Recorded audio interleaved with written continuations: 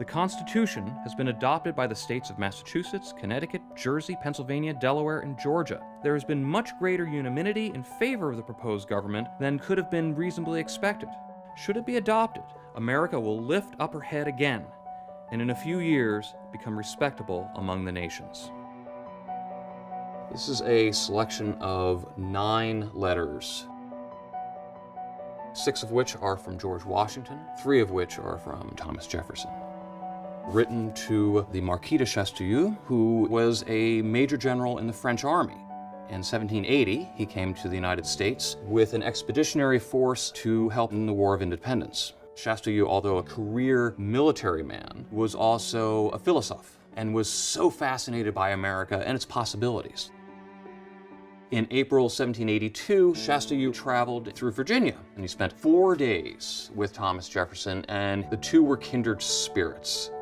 One of the letters that really speaks to me is this Jefferson letter written from Paris in 1784, discussing the differences between Northerners and Southerners and American culture in general. And here he says, in the North, they are cool, while in the South, they are fiery. In the North, they are persevering. In the South, they're unsteady. In the North, they are interested.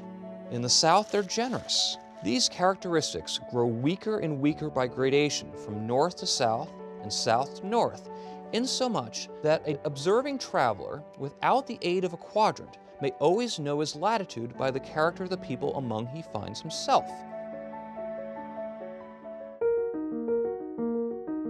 When the United States won its independence in 1783, its survival was by no means assured.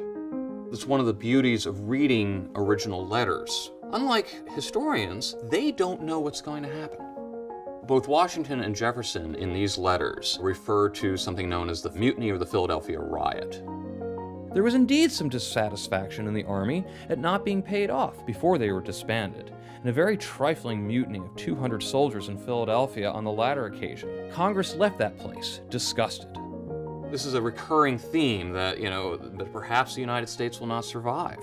And that's what makes these letters so wonderful. They're living in the moment, and they're describing that moment as they lived it.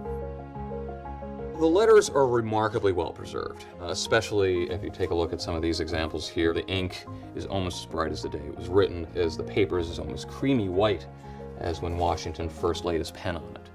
This letter, dated 10th March 1783, reinforces how close they had become.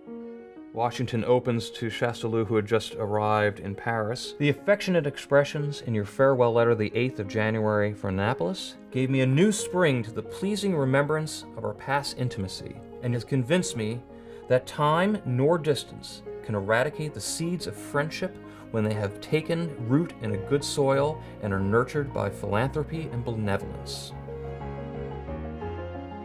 When you come across a collection of letters that has never been in the public sphere, collectors value that very, very highly.